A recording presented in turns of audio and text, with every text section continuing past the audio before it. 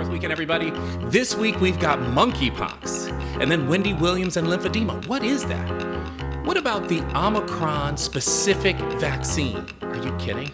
And then I end with my alcohol tips for your summer. It's the do's, not the don'ts. I've added some timestamps down below so that you can skip to what piques your interest. If you can't use it, pass it on to somebody who can. Let's get started. The 5-Minute Checkup with Dr. Dave. Monkeypox. There are 459 confirmed cases as of the last time I checked in the United States. And while that number may not seem like a lot, it's the most since the disease was discovered in 1958, and most states have at least one. I want you to know two things about monkeypox. Number one is that it is not a sexually transmitted disease, as you may have garnered from the lay press. It is a disease that's spread most often by close and prolonged contact with a symptomatic individual. That person can just have a fever or that characteristic rash that you've been seeing, and all you have to do is have one to be contagious. It can be spread on towels and sheets or any place where that person has been with these lesions, with this rash. The second thing, though, that I want you to be thinking about is that remember when we were spraying everything when COVID-19 first came out?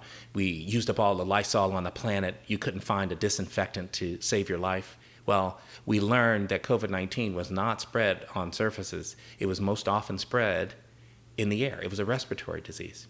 Monkeypox can be spread by respiratory secretions. I want you to think about that. Lymphedema came into the news recently when Wendy Williams described her battle with the condition. So what is lymphedema?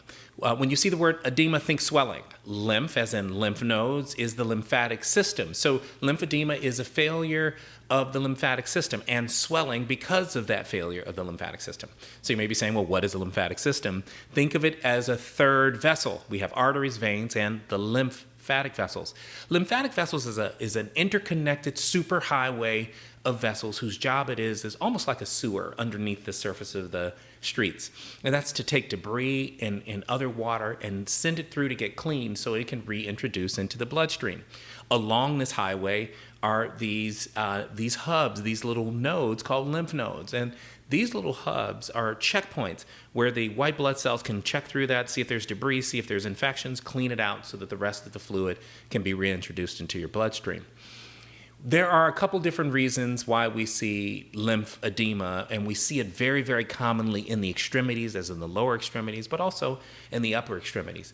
The common reasons, one, is after breast cancer treatment, and sometimes lymph nodes are removed on the affected side, and when lymph nodes are removed, it can affect the flow of fluid in that lymphatic tree and therefore cause swelling. More vaccine talk for you as you settle in.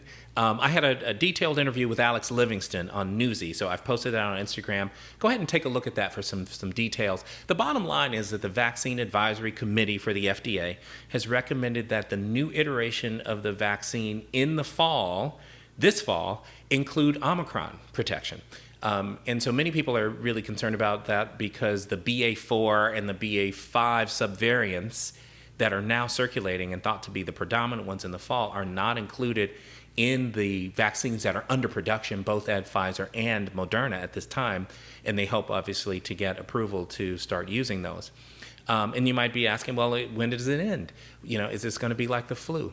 And until we get to the Holy Grail, as I've called it, the piece de resistance, where we have a universal, broadly effective vaccine, where not only the current variants, but emergent ones are, we get protection against those, then I think we're going to be dealing with this with some frequency yet to come. So after you talk to your doctor and she says it's okay for you to drink moderately and responsibly, I want you to make sure you're not thirsty or dehydrated before you start, especially in the summer months. This is really important. When you find yourself 3 drinks in and you're wondering why, it's because your brain's just trying to get you to drink whatever it can so that it can extract the water. Sometimes it has us do that with food as well. There's water in food.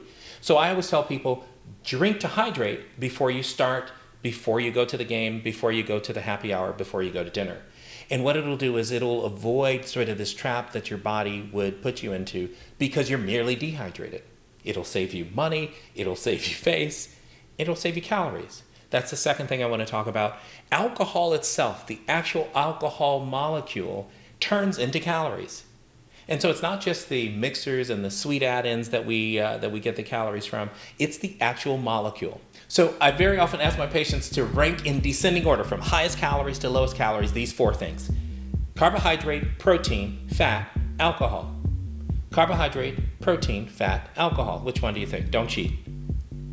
Okay, here it is. So fat, number 1. Most people will get fat number 1, but look at number 2 at 7 kilocalories a gram. It's alcohol, and it's far more than carbohydrate. Look at carbohydrate and protein, they're buddies. Look, it's the same. 4. Sometimes we get that one wrong too. What I want you to be thinking about is when you're going to drink alcohol, when you're going out for a nice night, have a fresh salad-based entree. Eat fresh the next day so that you're not storing calories throughout